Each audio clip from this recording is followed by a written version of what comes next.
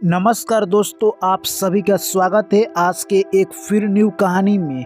जैसे कि दोस्तों आप जानते हैं, यानी जब भी इंसान बेईमानी करता है या किसी का धन चुरा कर लाता है तो उससे वो संतुष्ट नहीं हो पाता है। चाहे धन वो लाखों करोड़ों या अरबों में क्यों ना हो, उससे वो उतना संतुष्ट नहीं होता है जितना एक इंसान यानी अच्छे कर्मों से, चाहे वो 200 या 300 रुपया क्यों ना शाम को लेकर आए, जितना संतुष्ट होता है उतना वो इंसान करोड़ों रुपया लेकर आने के बाद भी संतुष्ट नहीं होता है। क्योंकि उसे लगता है कि ये जो काम किया है ये गलत काम से आया हुआ पैसा है, ये ज़्यादा दिनों तक नहीं ठहरेगा, ये मात्र 10 से 20 दिनों तक चलेगा और ये हाथ से निकल जाएगा। तो दोस्तों आज की कहानी ऐसे ही कुछ महत्वपूर्ण होने वाली है, इसलिए आप सभी से, मेरे प्यारे भाई एवं बहनों से मेरा हाथ जोड़कर गुजारिश है कि इस कहानी को आप पूरा सुनिए मेरे दोस्त। इस कहानी को सुनने के बाद आप अपने जीवन में उस मुकाम पर पहुंच जाइएगा मेरे दोस्त, जहां इंसान पहुंचने के लिए तरसता है। यानी आप अपने मन को काबू में कर लीजिएगा और आप अपने आप को एक उच्च स्तर पर पाइएगा। तो चलिए दोस्तों कहानी को शुरू करते हैं। उससे पहले जो भी मेरे प्यारे साथी एवं भाई एवं बहन श्रोतागण जो भी हैं चैनल को सब्सक्राइब नहीं किए हैं मेरे दोस्त, सब्सक्राइब कर लीजिए। अपना प्यार और सपोर्ट ऐसे ही देते रहिए। चलिए दोस्तों कहानी को शुरू करते हैं। एक प्यारा सा गांव था। उस गांव में 4 दोस्त रहा करते थे। उन लोगों को काम कोई तो करना नहीं था, पर बड़े बड़े ख्वाब थे। उन्होंने सोचा क्यों ना हम लोग चोरी करते हैं, जिससे हमारे पास धन बहुत जल्दी आएगा। उन्होंने चारों ने निर्णय लिया और अगले दिन वो रात को निकल गए चोरी करने के लिए। जैसे ही दोस्तों वो चोरी करने के लिए गए, एक व्यक्ति के घर में गए, उनका सारा गहना और पैसा लेकर वो आ गए। वो कुछ ही देर में चोरी कर कर आ गए और रात में ही वो पैसा और गहना को इकट्ठा कर गिन रहे थे। उसमें से एक दोस्त बोला कि मात्र हम लोग 2 घंटा रात को जगे और लाखों का इनकम हमारे पास हो गया।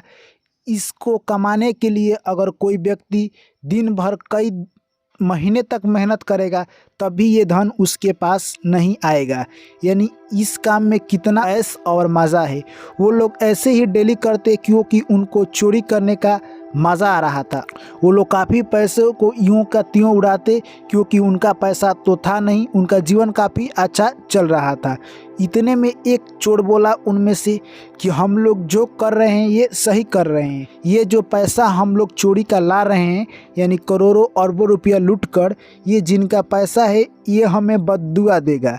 इतने में दूसरा चोर बोलता है कि आखिरकार हम लोग के पास इतना सारा पैसा आ रहा है फिर भी हम लोग चैन से नहीं है। सारी दुनिया रात को सोई हुई है और हम लोग रात को जग रहे हैं। हमारे पास लाखों अरबों रुपया होने के बावजूद भी एक छोटा सा किसान है जो कि मात्र 200-300 कमाता है, फिर भी वो रात को चैन से सो रहा है और हम लोग रात में जग रहे हैं। क्योंकि वो लोग बड़े बड़े प्लानिंग करते और रात रात भर जगा करते। इतने में तीसरा चोर बोला कि ये सब काम हमें तो अच्छा नहीं लगता है, क्योंकि ये सब हमें लगता है कि ये सब गलत है, ये सब हम लोगों को नहीं करना चाहिए। हम लोग चलकर किसी के यहाँ कोई काम करते और उससे जो भी धन मिलता वो हमारी ईमानदारी का धन होता, उसे हम निष्ठापूर्वक खाते और गांव में रहते। इतने में ही चौथा चोर बोल उठा, अरे भाई हमें कोई काम देगा तब न काम करेंगे, यही काम हमारे लिए ठीक है।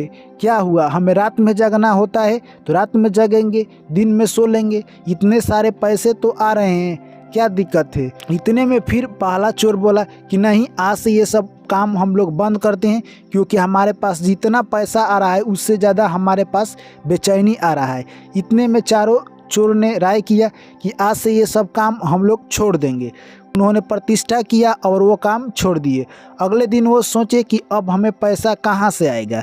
चारों दोस्त ने सोचा क्यों ना हम लोग शहर चले और वहीं पर जाकर यानी कोई काम ढूंढेंगे। वो चारों दोस्त अगले दिन शहर के लिए निकल चुके। जैसे ही शहर में गए उन्हें एक बूढ़ी माँ दिखाई दी और वो बूढ़ी माँ से अपना कहानी बताने लगे। कहे कि हे बूढ़ी माँ, हम लोग गांव से आए हुए हैं और एक किराया पर घर खोज रहे हैं।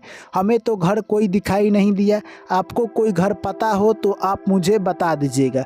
बूढ़ी माँ सोची कि हमारे पास कुछ पैसा का इनकम तो है नहीं और हमारा घर ऐसे में भी खाली पड़ा रहता है, क्यों न इन चारों लड़कों को अपने घर पर रख लूं, जिससे हमारा कुछ पैसा आने लगेगा। यह बात सोचकर बूढ़ी माँ ने उन चारों लड़कों को अपने घर पर रख लिया।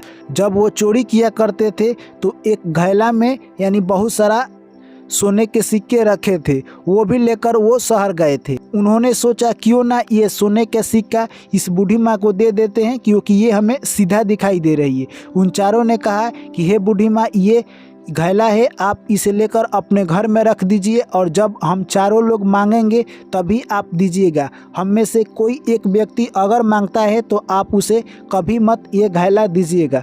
बूढ़ी माँ बोली कि ठीक है, तुम जो कह रहे हो सही है, जब तुम चारों मांगोगे तभी मैं ये घैला तुम लोगों को दूंगी। और वो चारों काम की तलाश में निकल गए।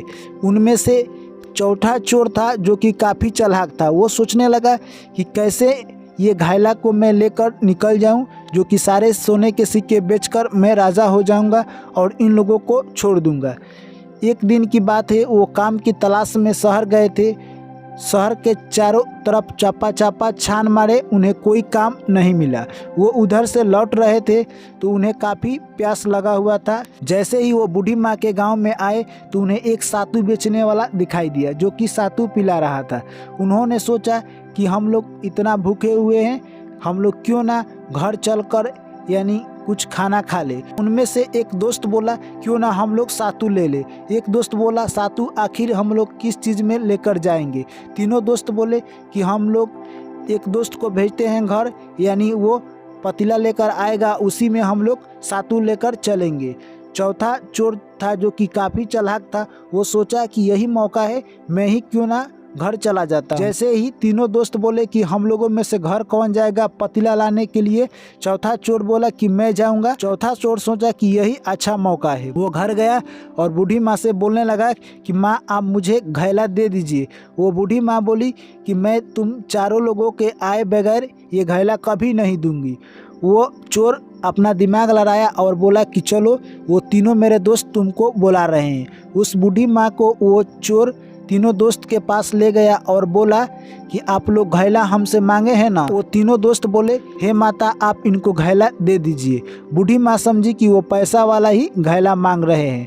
बूढ़ी माँ घर गई और वो पैसा वाला घैला उस चोर को दे दी। इतने ही देर में वो चोर लेकर घैला पैसा वाला वहाँ से निकल गया। कुछ देर हुआ, ये तीनों दोस्त बैठकर इंतजार कर रहे थे कि अभी तक हमारा दोस्त क्यों नहीं आया। इतने ही देर में सोचे कि चलो घर चलकर देखते हैं। जैसे ही घर गए, वहाँ पर देख रहे हैं कि बूढ़ी माँ सोई हुई है और वो मेरा दोस्त नहीं है। बूढ़ी माँ से वो तीनों दोस्त पूछने लगे कि वो मेरा दोस्त आया था घैला ले जाने के लिए, वो कहाँ है। बूढ़ी माँ बोली वो कब का घैला लेकर यहाँ से चला गया है। इतने में बूढ़ी माँ बोली कि तुम सोने के सिक्के वाला घैला उसको क्यों दे दिए। बूढ़ी माँ बोली कि वो बोल रहा था देने के लिए, इसीलिए मैंने दे दिया। तीनों दोस्त बोलने लगे कि मुझे इस बात में कुछ काला लग रहा है कि बूढ़ी माँ उस चोर से मिली हुई थी। इन दोनों का कुछ ना कुछ मिली भगत है, इसीलिए बूढ़ी माँ ने उस चोर को घैला दे दिया और हमारा सोने का सिक्का चोरी करवा दी। यह बात सुनकर हल्ला हो गया काफ़ी। तभी तीनों चोर ने कहा कि चलो हम लोग राजा के पास चलते हैं। राजा के पास तीनों चोर और वो बूढ़ी माँ गई। जैसे ही वहाँ पर गए, राजा ने कहा कि तुम्हारे साथ क्या हुआ है। तीनों चोर ने अपना पूरी बात बताई। राजा सोच में पड़ गए कि आखिर इनमें से सच कौन बोल रहा है और झूठ कौन बोल रहा है। राजा ने कहा कि इसका फैसला अगले दिन होगा। राजा जैसे ही अपने घर गए, वो अपना बात पूरे मंत्री को बताया। उसमें से एक मंत्री बोला कि इस बात का फैसला मैं करूँगा। राजा ने कहा ठीक है, अगर तुम इस बात का फैसला सही करते हो तो तुम्हें इनाम में बहुत सारा धन दिया जाएगा। अगले दिन जैसे ही दरबार लगा, फिर से तीनों चोर और बूढ़ी माँ वहाँ पर उपस्थित हुए। राजा पहले से ही बात जानते थे। उसके बाद मंत्री को बुलाया गया। मंत्री आया और चोर से बोला कि तुम लोग बूढ़ी माँ के सामने शर्त क्या रखे थे। तीनों चोर ने कहा कि हम लोग यही शर्त रखे थे, जब हम चारों लोग आपसे घैला मांगेंगे तभी आप हमें घैला देना, वरना आप एक आदमी को कभी मत देना। इतने में मंत्री ने कहा कि आप लोग अपने ही शर्त में फंस चुके। इतने में मंत्री ने कहा ठीक है, तो तुम 4 दोस्त कहाँ हो? तुम तो अभी 3 हो, अभी बूढ़ी माँ से घैला क्यों मांग रहे हो? जब तुम 4 दोस्त हो तब आकर बूढ़ी माँ से घैला मांग लेना और तुम्हें बूढ़ी माँ घैला जरूर देगी।